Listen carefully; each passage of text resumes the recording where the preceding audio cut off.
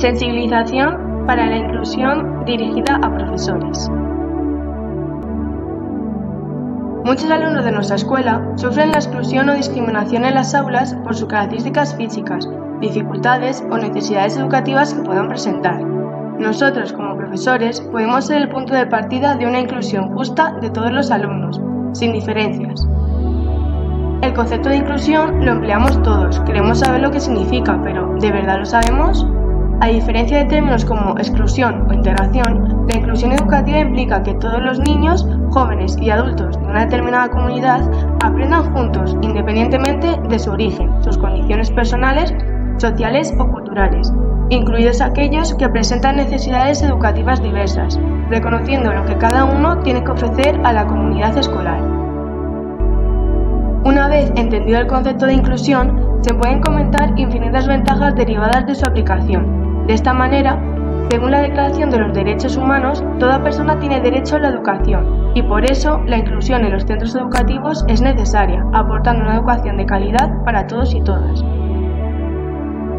La participación de todo tipo de alumnos en las aulas regulares supone beneficios a nivel de equidad, oportunidades y justicia social.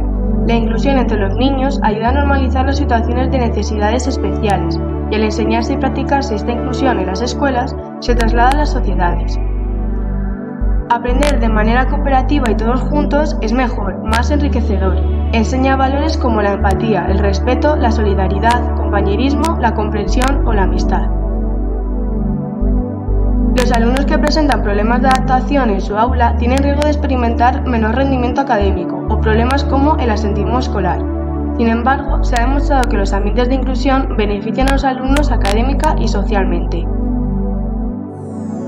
Los alumnos bien adaptados presentan mayor ajuste y bienestar emocional y una autoestima más favorable. En una escuela inclusiva, todos los alumnos, y no solo aquellos que presentan necesidades educativas especiales, se benefician de una enseñanza adaptada a sus necesidades. Los docentes tenemos un papel fundamental en la inclusión, pues somos los que dirigimos la clase, tomamos decisiones sobre las dinámicas en la misma y muchas veces somos modelos para nuestros alumnos, a los que tienden a imitar. Además, la convivencia en diversidad enriquece al aula y a nosotros como profesores, nos hace más profesionales y capaces de abordar una gran variedad de situaciones que se pueden presentar en la vida cotidiana. Dejando claro que la función que desempeñamos es una pieza clave de este puzzle de la inclusión, proporcionamos una serie de ejemplos que tú puedes aplicar en tu clase para favorecerla. Para que puedas llevar a cabo la inclusión de una manera correcta, necesitas el respaldo del centro educativo y trabajar en colaboración con el equipo interdisciplinar, además de con padres y alumnos. Deja un margen las opiniones o preferencias personales. Al ser un modelo para los alumnos y la persona de quien aprenden, no muestres posturas morales o cívicamente incorrectas, por mucho que lo pienses. Debes estar en continua formación y actualización. Tienes que tener una relación cercana con los alumnos para conocer sus necesidades, construir una relación de confianza y afecto, respetando y entendiendo las necesidades que pueda tener cada alumno. Fomenta el trabajo en grupo, de tal manera que los alumnos más aventajados y los que puedan necesitar ayuda se apoyen mutuamente, realizando agrupaciones de alumnos heterogéneas. Pero también debes favorecer el trabajo autónomo, haciendo a los alumnos autosuficientes para la vida real. Atiende y estimula a todos los alumnos por igual, tanto a los que presentan dificultades como a los mejor dotados. No realices comparaciones entre los alumnos, ya que cada uno presenta una serie de capacidades individuales y lleva su ritmo de aprendizaje. Planifica las actividades de aprendizaje pensando en las características de los alumnos a las que van dirigidas. Organiza el aprendizaje de tal manera que sea un juego en el que todos los niños puedan participar. Recurre a materiales variados para que todos puedan emplearlos. Adapta tu aula de tal manera que no existan barreras arquitectónicas. Las adaptaciones curriculares deben ir de las menos significativas a las más significativas, dependiendo de las características o necesidades del alumno. Realiza excursiones, salidas escolares con toda la clase para que se cree un clima de unión entre los alumnos. También puedes pensar en ideas diferentes a las que hemos propuesto para lograr la inclusión en tu clase. Por todo esto, concluimos que la diversidad no es un problema a superar, sino que supone riqueza para todos y que si todos ponemos de nuestra parte, resultará fácil de alcanzar.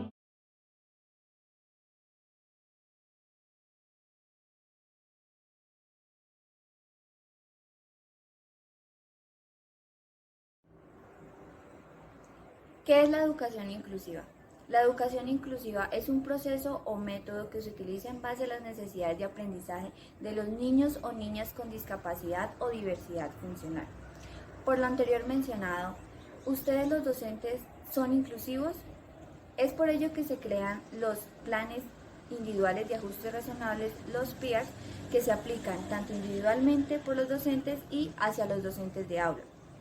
¿Por qué individualmente? Porque son herramientas individuales y especiales para los estudiantes que presentan particularidades. ¿Por qué a los docentes de aula? Porque son ellos quienes los crean, son las personas idóneas quienes conocen sus estudiantes y quienes implementan esas estrategias didácticas y pedagógicas, ya que ellos son expertos en estos temas. Desde terapia ocupacional le damos a conocer unas recomendaciones que son importantes a tener en cuenta para implementar y diseñar los PIARs, planes individuales de ajuste razonables. Como primero vamos a tener que el PIAR es individual.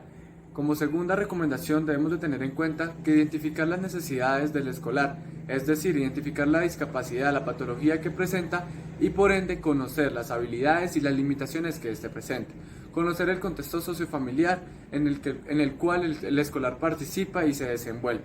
Asimismo, debemos de por medio de aplicar la valoración de pedagogía para conocer el ritmo y el tipo de aprendizaje que el escolar tiene, como visual, kinestésico, auditivo, los cuales nos van a facilitar y nos van a permitir mejorar y direccionar ese PIAR con un objetivo más alcanzable y con una meta más medible y más significativa para el escolar. Asimismo, vamos a tener en cuenta que los PIARs, para el diseño de los PIARs se debe de tener en cuenta la creatividad y la innovación por parte del docente. Es así como en conjunto y al tener en cuenta estas recomendaciones vamos a generar el diseño de un PIAR que sea significativo y que cumpla con las necesidades que requiere el escolar. Hablaremos de algunas estrategias que puede utilizar el docente dentro del aula de clases para la implementación del PIAR. Cabe mencionar que el docente debe tener en cuenta el tipo de discapacidad y las características de la misma.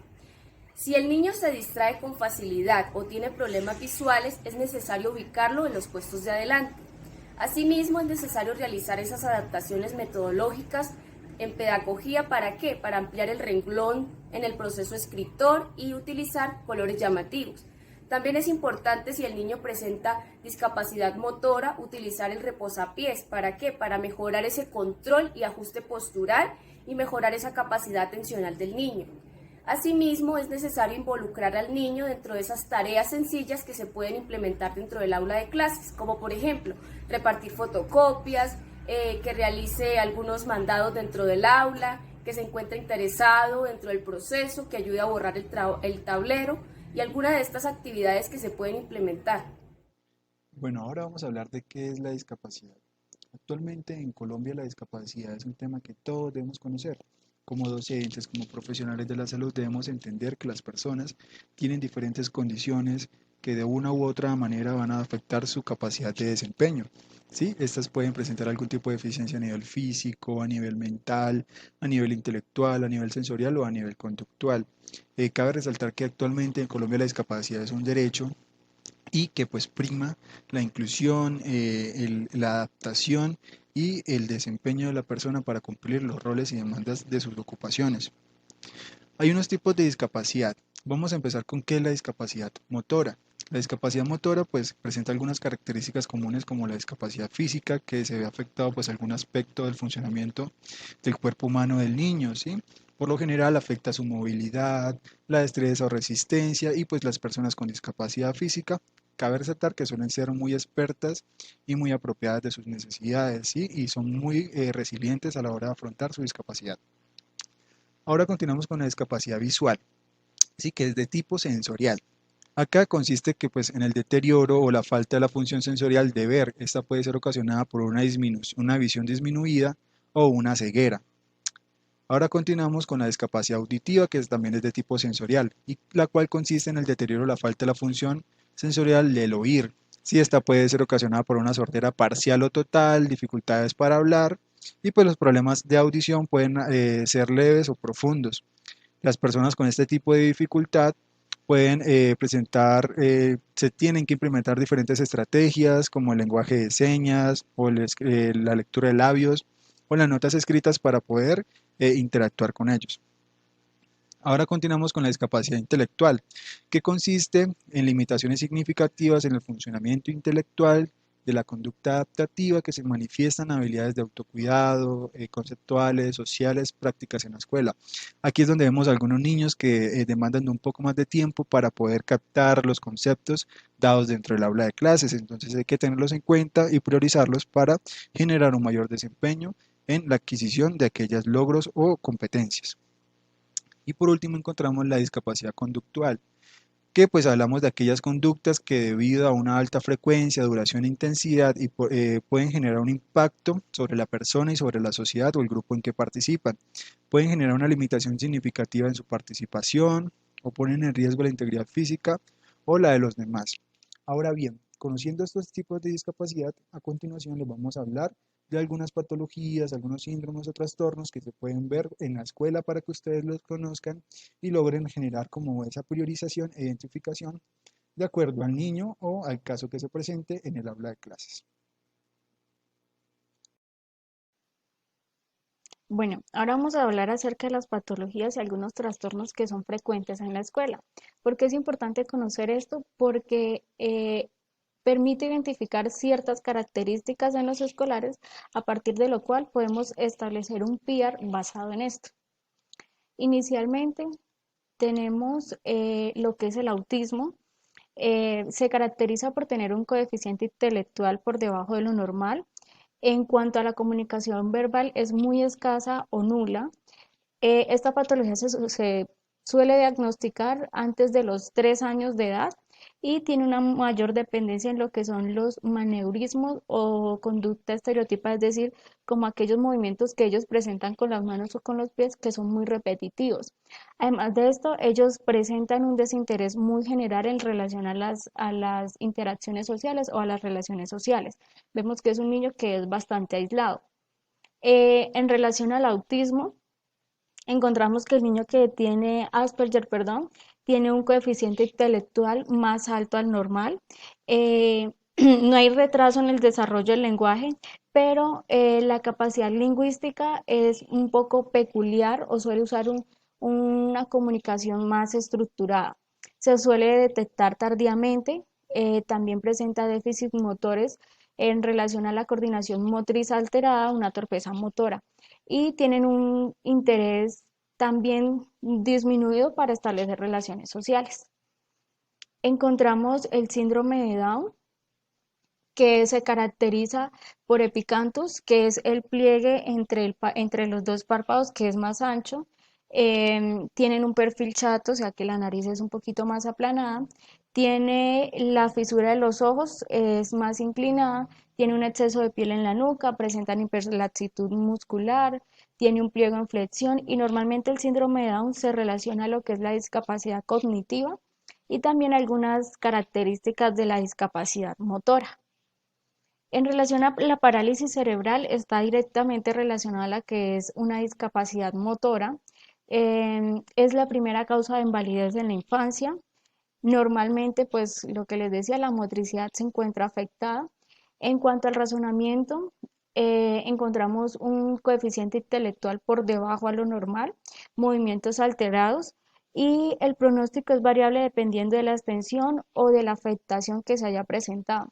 Recordemos que en la parálisis cerebral se da porque existe una afectación en cuanto al cerebro, a la parte superior, que es la que se encarga de los movimientos. Muchas gracias.